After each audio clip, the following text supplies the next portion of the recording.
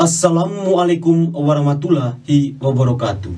Om Swastiastu, Namo Buddhaya, salam kebajikan, salve. Perkenalkan, nama lengkap saya Petrus Fidelis Ngo. Saya adalah mahasiswa semester 4 di Sekolah Tinggi Filsafat Katolik Ladadaro Maumere Flores. Hadirin yang saya hormati, apa yang menjadi wawasan, ideologi, dan falsafah hidup kita sekalian sebagai bangsa Indonesia? Satu jawaban yang pasti adalah Pancasila.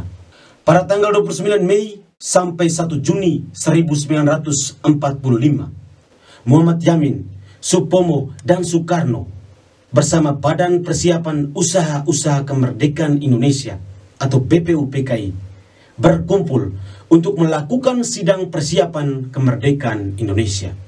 Sidang pertama BPUPKI itu diketuai oleh Dr. Rajiman Widyodiningrat dan beragendakan syarat-syarat hukum suatu negara, bentuk negara, pemerintahan, dan dasar negara. Para founding fathers yang diwakili oleh Muhammad Yamin, Supomo, dan Soekarno diberikan kesempatan untuk menyampaikan gagasan masing-masing berkaitan dengan asas negara Indonesia merdeka.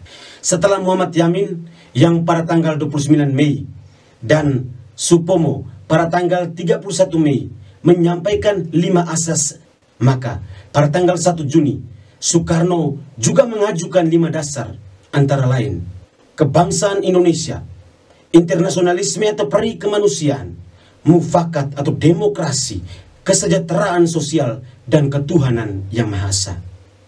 Atas sejumlah pertimbangan, maka usulan yang disampaikan oleh Soekarno menjadi rumusan yang dipakai sebagai Pancasila dan tertuang di dalam pembukaan Undang-Undang Dasar 1945 alinea keempat.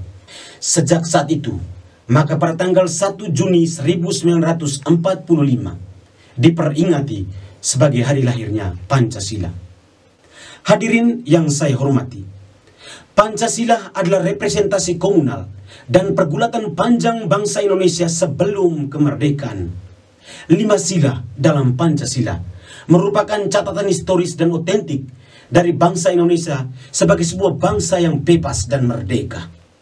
Oleh karena itu, Pancasila merupakan ideologi bersama, suatu wawasan hidup atau Weltanschauung, dan filsafat kebangsaan atau filosofis Grondslag. Mengutip ungkapan Soekarno dalam pidato 1 Juni 1945, Pancasila sesungguhnya adalah rumusan filosofis, rumusan pemikiran, jiwa, dan roh kemerdekaan. Perjuangan panjang kemerdekaan sampai pada lahirnya Pancasila merupakan bukti kerjasama dan semangat gotong royong dari para pendahulu bangsa. Hadirin yang saya hormati, kita sedang memasuki suatu situasi dunia yang paradoks. Perkembangan ilmu pengetahuan dan teknologi telah mereduksi nilai dan cita rasa kemanusiaan, persaudaraan, dan kekeluargaan yang komunikatif dan dialogal. Kerjasama dan gotong royong sebagai roh utama kemajuan hidup bangsa telah digantikan dengan egoisme dan tendensi konsumerisme.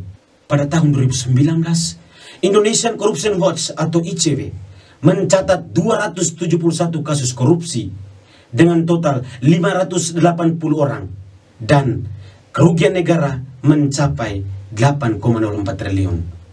Korupsi dan sejumlah persoalan lain semisal radikalisme dan diskriminasi merupakan bukti nyata kuatnya egoisme sembari menunjukkan lemahnya sikap altruisme dan semangat gotong royong.